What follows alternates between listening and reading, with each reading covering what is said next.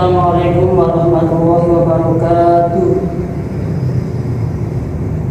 Gimana anak-anak, masih pada semangat?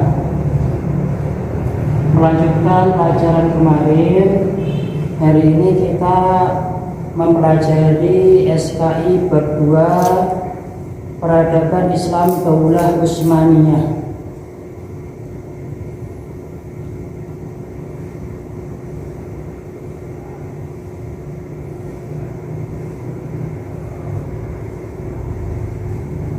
Daulah Utsmaniyah merupakan kerajaan Islam yang beribu kota di Istanbul, Turki, termasuk satu di antara 3 kerajaan besar di dunia pasca runtuhnya Daulah Abbasiyah di Baghdad.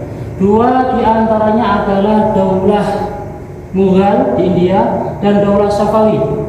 Turki Utsmani pernah berjaya menempatkan diri sebagai kerajaan adidaya karena bisa menaklukkan Bizantium pada tahun 1453 Masehi. Penguasaan terhadap Bizantium berarti sangat penting dalam pengembangan wilayah Indonesia pada saat itu. Periode kekuasaan Daulah Utsmani berlangsung selama lebih kurang 6 abad lamanya. Kekuasaan Daulah Utsmani meliputi sebagian Eropa, Afrika, dan juga Asia.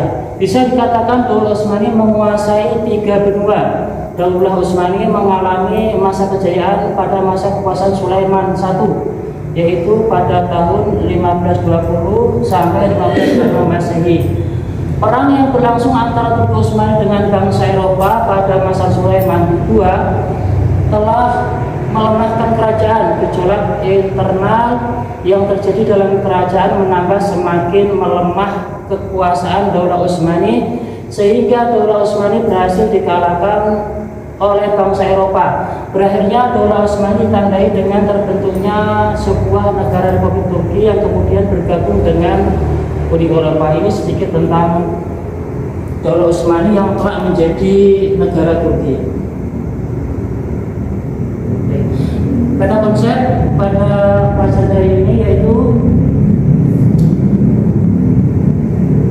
proses perkembangan Daulah Utsmani akan dibahas mengenai lahirnya Daulah Utsmani, strategi kebijakan pemerintahan Daulah Utsmani, kemajuan peradaban Islam Daulah Utsmani, dan kemunduran peradaban Islam Daulah Utsmani.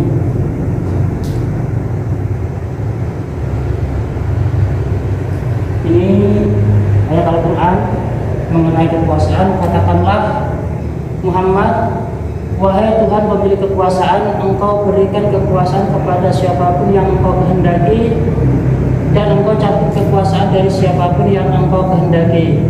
Engkau muliakan siapapun yang Engkau kehendaki, dan Engkau hinakan siapapun yang Engkau kehendaki. Di tangan Engkau lah segala kebajikan. Sungguh Engkau Maha Kuasa atas segala sesuatu. Ini Quran Surat Al-Imran ayat 3, ayat 26. Quran Surat Al-Imran ayat 26. Jadi ini menjelaskan bahwasanya Allah berikan kekuasaan kepada yang Allah kehendaki dan mengambil kekuasaan tersebut. Selanjutnya, lahirnya Daulah Utsmani.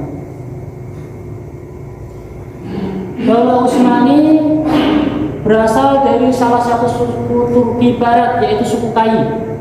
Pada waktu Genghis Khan melakukan agresi ke wilayah Turkistan yang didiami suku Kai, merasa terancam sebagai pemimpin suku Kai, yaitu Sulaiman Shah meminta perlindungan dari penguasa Transaksania bernama Jalaluddin Muhurbiti bin Khwarizmi. Namun pada akhirnya Transaksania berhasil dikuasai oleh Mongol. Sulaiman Shah memimpin anggotanya untuk pergi ke Kurdistan dan ke Azerbaijan.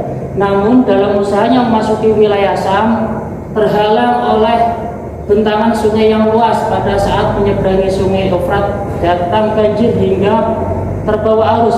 Akhirnya meninggal dunia. Sulaiman Shah meninggalkan 4 putra, Sampurtakin, Togday, Ertugrul, dan Dandan. Pasca meninggalnya Sulaiman Shah, kelompok besar keluarganya terbagi menjadi 2. Satu kelompok menginginkan kembali ke daerah asalnya, Kelompok lainnya melanjutkan ekspedisi ke wilayah Asia Kecil bersama Ertugrul dan Dandan. Dalam perjalanan Ertugrul putra ketiga Sulaiman Shah diangkat menjadi pemimpin baru hingga akhirnya mereka menetap di Anatolia. Ketika terjadi pertempuran antara pasukan Sultan Alauddin I dan dari Bani Seljuk dengan Kaisar Bizantium, maka Ertugrul dan para pengikutnya membantu pasukan Alauddin I hingga mencapai kemenangan. Atas bantuannya ini, Alauddin sangat berterima kasih dan memberi hadiah pada Ertugrul dan kelompoknya berupa daerah di pegunungan Armenia dan lembah Saguta di sepanjang sungai Sakarya. Ertugrul, putra Sulaiman Shah yang ketiga tadi ya, dan pasukannya mendapat tugas dari Alauddin I untuk menaklukkan dan menguasai daerah pesisir Laut Hitam ke Breswa hingga Eksiher. Oleh Alauddin I, pasukan Ertugrul diberi gelar Muqaddamah Sultan atau tentara pelopor Sultan, sedangkan Ertugrul sendiri menyematkan gelar untuk dirinya Sultan Oki atau Kening Sultan. Pada tahun 1288 Ertugrul meninggal dunia. Oleh Alauddin I diangkatlah putranya bernama Utsman sebagai pengganti karena kesediaan Alauddin I memberinya gelar dengan Bey pada Utsman dan diberikan daerah lebih luas serta dapat memakai mata uang sendiri. Bahkan namanya juga disebut dalam setiap khutbah Jumat. Pada tahun 1299 atau sekitar 11 tahun setelahnya, Ghazan Khan dari Mongol menyerang Seljuk, tetapi serangan itu bisa digagalkan oleh Utsman. Tak beberapa lama dari peristiwa ini dimanfaatkan oleh Utsman untuk menyatakan diri sebagai Padishah Al-Utsmaniyah atau Raja Keluarga Utsman yang mendapat dukungan penuh dari rakyat. Dengan demikian berdirilah Kerajaan Utsmani dan ibu kota Kerajaan Utsmani pertama di Qurrah Hishar. Dalam perjalanan panjang yang berliku, Daulah Utsmani menjadi kerajaan Islam yang sangat dinamis dan mulai berdiri sampai keruntuhannya. Jasa besar Daulah Utsmani bagi pengembangan Islam di dunia timur masih bisa dirasakan sampai sekarang. Sebagian ulama awal di Indonesia merupakan tokoh ulama yang berasal dari Utsmani yang diutus langsung oleh Sultan untuk menyebarkan Islam di Indonesia. Jadi ringkasnya seperti ini. Jadi ada suatu suku di Turki Barat namanya suku Kai, dipimpin oleh Sulaiman. Sulaiman nanti wafat saat menyeberangi sungai, diganti putranya, diteruskan putranya yaitu Ertugrul. Ertugrul nanti membantu Sultan Alauddin, kemudian Ertugrul wafat diganti sama Utsman, putra dari Ertugrul. Utsman inilah sang pendiri Daulah Utsmani. Selanjutnya strategi kebijakan pemerintah Daulah Utsmani. Pertama, Khalifah Utsman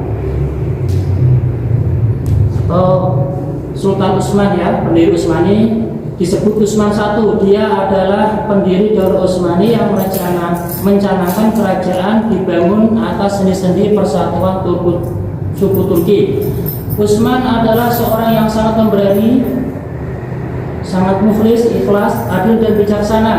Dengan sifat-sifat terpuji yang dimiliki tentunya menjadi kebanggaan bagi masyarakat dan pengikutnya.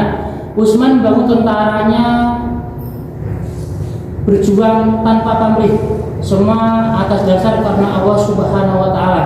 Para pejuang tersebut sering disebut Ghazi, ya. Para pejuangnya itu Utsman atau para pengikutnya itu disebut Ghazi, yang terdiri dari ikhwan atau persaudaraan tarekat Bekasi, tarekatnya Bekasi. Khalifah Utsman meninggalkan wilayah kurang lebih 16.000 km persegi. Beliau wafat, luas kekuasaannya itu 16.000 km persegi. Sebagai daulah yang baru berdiri pada masa kekuasaannya berhasil membebaskan kota Bursaki di tepi laut Marmara. Selanjutnya Orhan. Orhan ini putranya. Setelah Utsman wafat diganti putranya yaitu Orhan. Orhan memindahkan kerajaan dari Qurrah Hishar tadi di Bursa ya, dari Qurrah Hishar tadi ke Bursa, itu kotanya dipindahkan.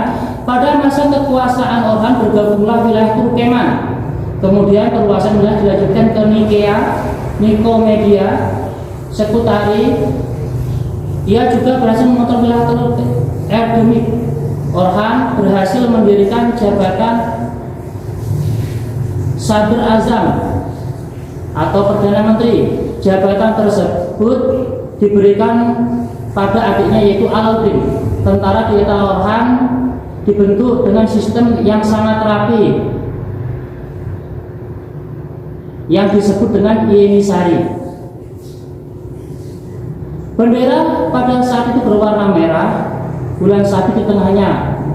Di bawah bulan sabit terdapat gambar pedang yang mereka sebut dengan Zulfikar atau pedangnya Sayyidina Ali bin Abi Thalib.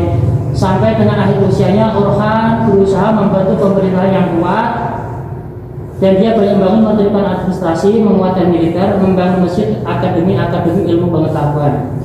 Jadi Orhan ini meneruskan ayahnya yaitu Utsman. Ya, kekuasaannya semakin meluas. Juga Orhan ini menciptakan pasukan khusus namanya Jenisari yang sangat terkenal sampai di Indonesia. Seperti pasukan Diponegoro juga mengadopsi dari pasukan Jenisari.